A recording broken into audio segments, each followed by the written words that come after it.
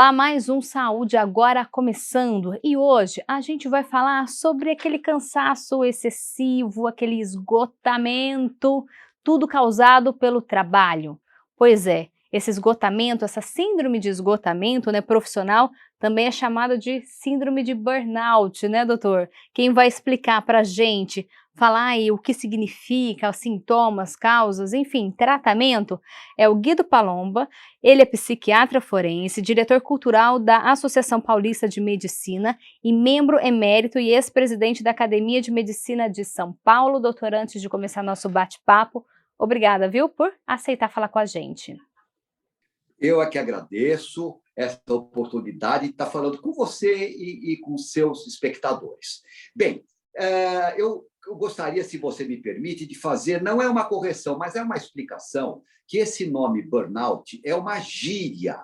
Então, ele não é aceito nem na Organização Mundial de Saúde, nem na Classificação Internacional de Doenças. É uma gíria que foi usada nos anos 60 para aqueles viciados em droga que estavam no último grau do vício. Ou depois foi usado, por exemplo, como um palito queimado, não é? Um palito de fósforo queimado, uma lâmpada queimada, algo que em inglês quer dizer burn é queimado e out é fora. E depois, por exemplo, aqueles foguetes que viram lixo espacial, então isso é burnout.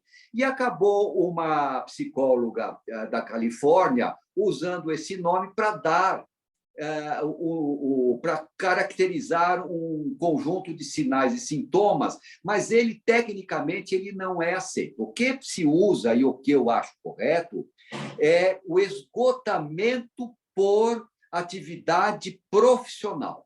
Então, esse burnout, que é uma gíria americana, nós aqui no Brasil e também em outros lugares do mundo, se usa esgotamento por atividade profissional. E doutor, é uma síndrome por esgotamento pela atividade profissional, né, que o senhor acabou de dizer. Síndrome é doença? Acaba sendo uma doença ou não? Não, não é uma doença. Isso é muito importante. Não é uma doença mental, mas é uma perturbação da saúde mental que a pessoa, ela é composta, por exemplo, de exaustão, cansaço, a pessoa sente-se frustrada, sobrecarregada, e depois isso tem algumas repercussões no próprio corpo, no sistema digestivo, às vezes em problemas dermatológicos, etc. Mas tudo por esgotamento no exercício da profissão. Não é uma doença mental, é uma perturbação da saúde mental, porque a pessoa também fica deprimida, ansiosa, enfim, sem vontade, desanimada. Então, é uma perturbação da saúde mental, mas não é uma doença mental.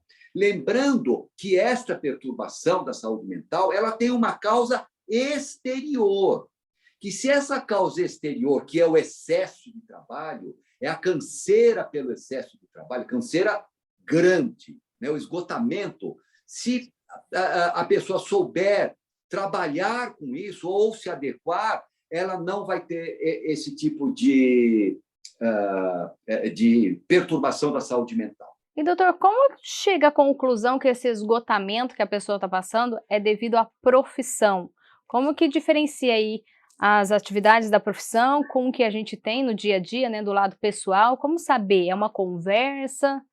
Olha, a sua pergunta é muito boa, porque não são todos esgotamentos assim ditos no ambiente de trabalho que são causados pelo trabalho.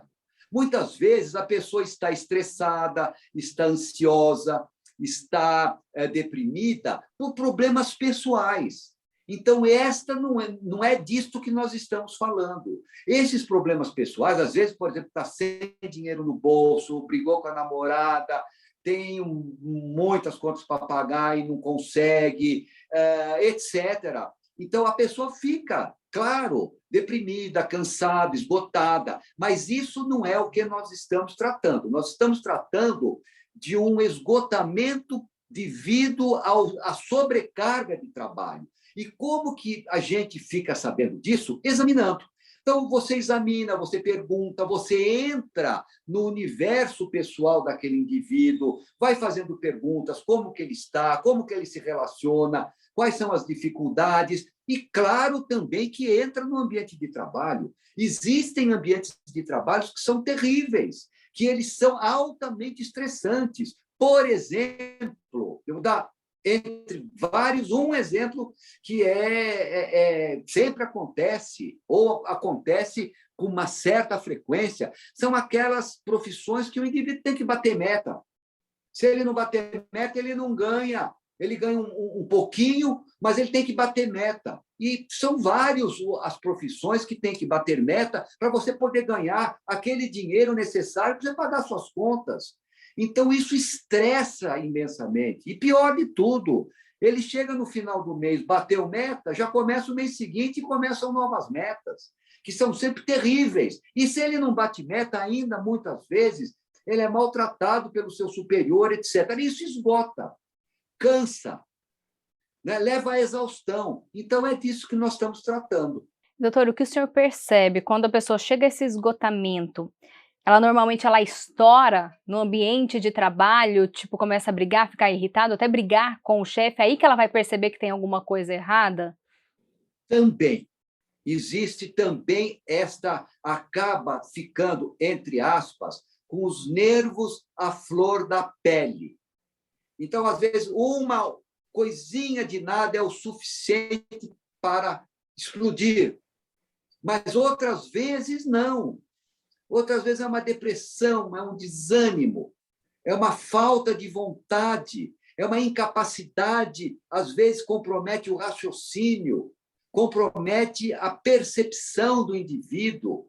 Ele acaba, às vezes, cometendo coisas que ele jamais cometeria, determinados descuidos, que ele fica como se fosse com uma espécie de um cabresto que tampa a visão das coisas e acaba, às vezes, cometendo acidentes por causa desse esgotamento. Então, cada pessoa reage de uma maneira, mas a agressividade também. Eu costumo dizer que é como se fosse um copo que vai enchendo, enchendo, enchendo, enchendo. Às vezes, uma gota faz transbordar. Então, às vezes, a pessoa explode por causa de uma coisa que normalmente não explodiria. E aí, como é o tratamento, como melhorar toda essa situação? Olha, o primeiro lugar, naturalmente, se é o trabalho que está desencadeando tudo isso, seria afastar do trabalho, ou seja, uma férias ou um afastamento por licença, etc. Mas é fundamental a pessoa também por ela mesma procurar reagir, e a reação muitas vezes é necessária a começar pelo físico, comportamento físico, ou seja, exercícios físicos regulares, diminuir cigarro, diminuir bebida se está usando, porque isso pode acontecer. Comida adequada, tentar ter hora para dormir, hora para acordar, um pouco de disciplina na própria vida. E muitas vezes isto, dependendo do caso, já alivia muito os sintomas. Outras vezes não. Outras vezes é preciso de uma terapia um pouquinho mais intensa. E a pandemia, doutor, agravou toda essa situação? O que o senhor percebe? Agravou muito o número de pessoas com esta síndrome do esgotamento funcional, ela aumentou demais, porque a pandemia, no primeiro momento, quando veio o home office, muitas pessoas acharam ótimo, oba, vou trabalhar de casa, não preciso sair, não preciso me deslocar, mas quando isso foi se intensificando, começou-se a ver que não é nada disso. A pessoa em home office não tem mais horário para nada. O chefe manda um pedido às 10 da noite, 11 da noite, tem que, às vezes, responder imediatamente, senão ele fica bravo, etc. Houve uma sobrecarga de trabalho, não há mais aquele horário. Quando era presencial, era das das 8 às 6, ou das 8 ao meio-dia, sei lá. Agora não tem mais horário para nada. Então, tudo, e mistura tudo. E outra coisa, a pandemia, ela trouxe uma sensação de finitude, de desgraça, de morte, de pessoas queridas que se foram, de sofrimento, de reclusão. E aquele fim de semana gostoso de tomar um chopp com a namorada, ou com um amigo, ou um cinema, ou um teatro, uma exposição, ou um passeio ao ar livre, isso acabou. E tudo isso são fatores desestressantes, fundamentais para a saúde mental do trabalhador. Então, claro que a pandemia atrapalhou muito o desempenho profissional de muitas pessoas. Se alguns se deram bem, muitos não se deram. Então, muitos acabaram tendo essa síndrome de esgotamento funcional. Doutor, pela sua experiência, a gente sabe que as empresas, elas visam muito lucro, o resultado. É preciso também começar a pensar na saúde mental de cada colaborador? Olha, eu acho que isso é fundamental. As empresas, muitas vezes, elas só têm aquela cabeça, aquele olho bitolado para a produção e para o lucro. Eu tenho nada contra nem produção e nem lucro. Eu acho que são ótimos. Agora, para que haja produção e lucro, você tem que ter um funcionário contente. Veja quem produz melhor, o funcionário contente ou descontente? O funcionário alegre ou o funcionário triste? A hora que os empregadores entenderem que o contente e alegre produz mais e melhor do que o triste e o descontente, eles vão começar a pensar que a saúde mental do funcionário é ponto número 1. É fundamental investir nisso, não só em produção, em meta, em bater números. Isso é muito mecânico, é muito, entre aspas, desumano. Só ver números pela frente. O ser humano, quando ele está feliz, quando ele está alegre, quando ele está bem disposto, ele é muito melhor do que o seu contrário, quando ele está triste e indisposto. Então, investir na saúde mental do funcionário é um fator que os empregadores deveriam pensar e pensar com carinho. Doutor, para a gente encerrar, para o trabalhador que está assistindo a gente neste momento, qual é o seu recado? O meu recado é, primeiro, não desanime que essa pandemia miserável vai embora. Vai. Pode demorar um pouco mais, um pouco menos. Todas foram e essa também vai. Tenham horário. Façam exercícios físicos, sem abusar de álcool, de comida, de cigarro. Isso aí é o quanto basta? Claro que não. Mas isso ajuda.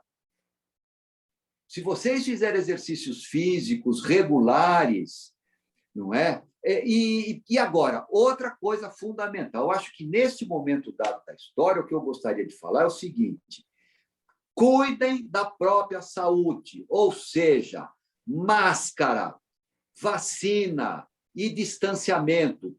É mais um pouco. Falta pouco. Se vocês tomarem cuidado com isso, essa pandemia vai embora mais rápido, que é o que todo mundo quer. Aí é só correr para o abraço.